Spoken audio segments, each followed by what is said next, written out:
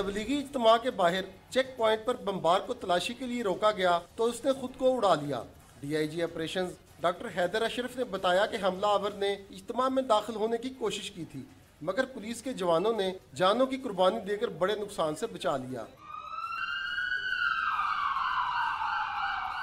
वाकया में 2 sub inspector और 3 कांस्टेबल शहीद हुए। ये पुलिस ने अपने खून से कुर्बानी दे के उसको बड़े इज्तिमा तक नहीं पहुंचने दिया।